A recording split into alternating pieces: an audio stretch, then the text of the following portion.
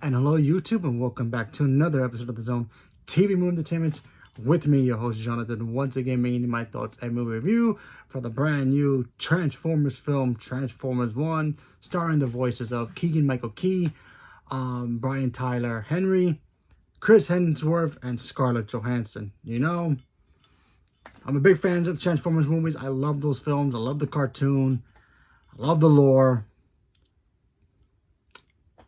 Seeing this film, I got to see it a little bit early.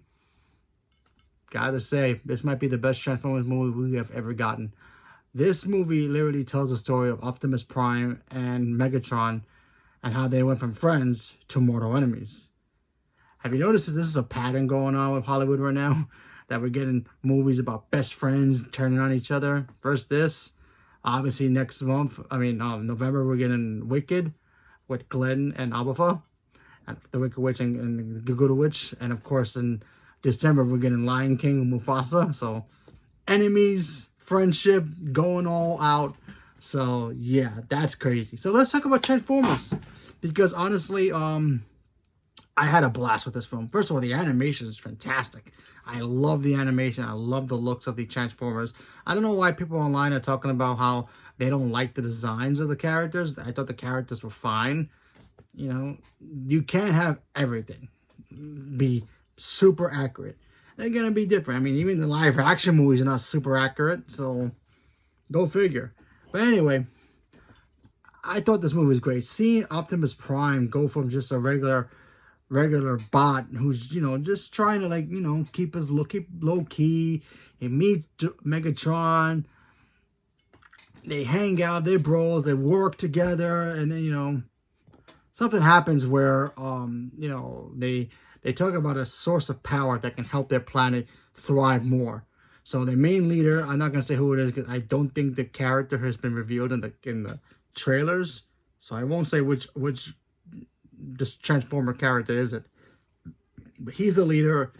He's looking for it too, but then some shady stuff starts happening, and then Megatron and Optimus Prime gotta work together, not only with each other, but with B or Bumblebee and Scarlett Johansson's character. I keep forgetting. I think it's RC. I could be wrong.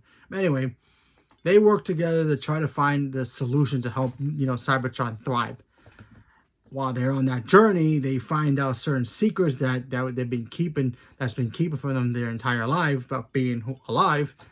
And they try to pretty much, and I'm sorry for the glare here, but they try to pretty much help fix that situation.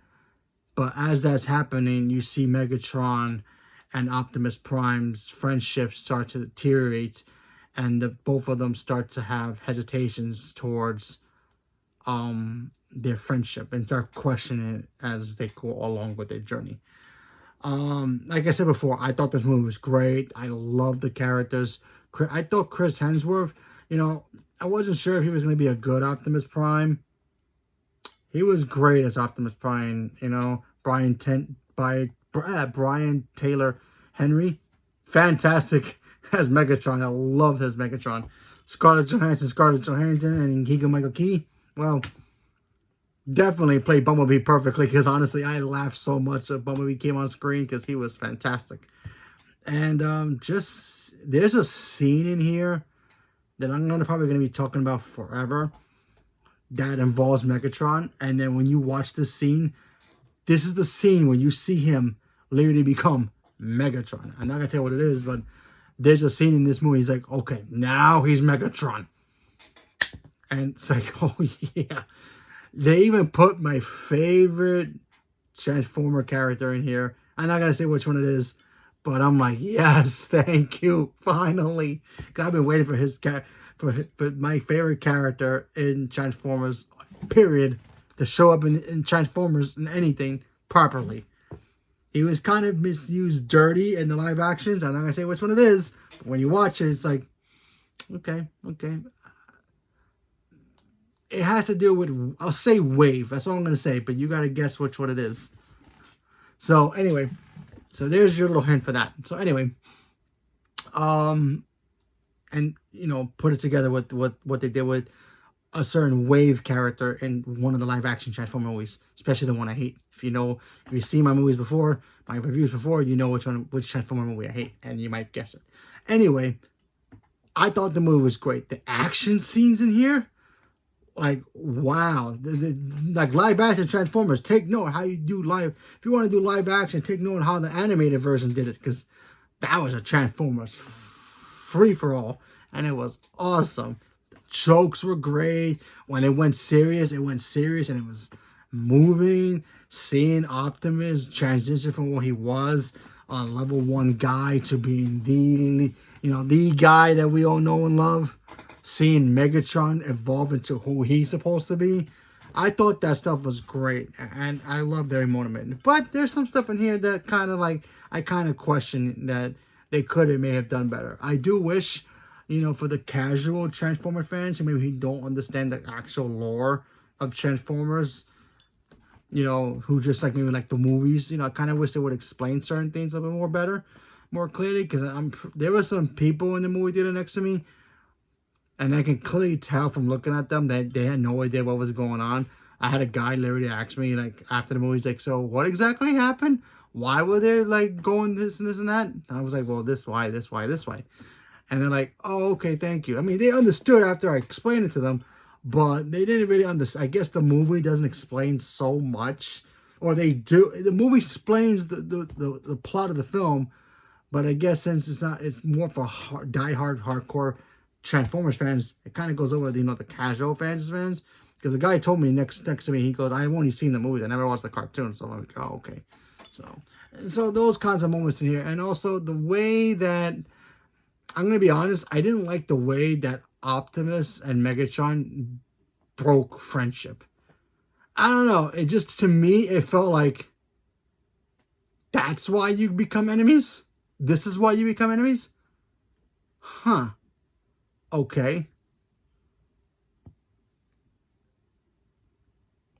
It's not a good reason to become enemies that way, but okay, fine, whatever. I mean, I'm pretty sure there's other reasons why, but one of the main reasons why they literally become enemies, and when you watch it, it kind of becomes clear. It's like, oh, okay, it's cool, but really?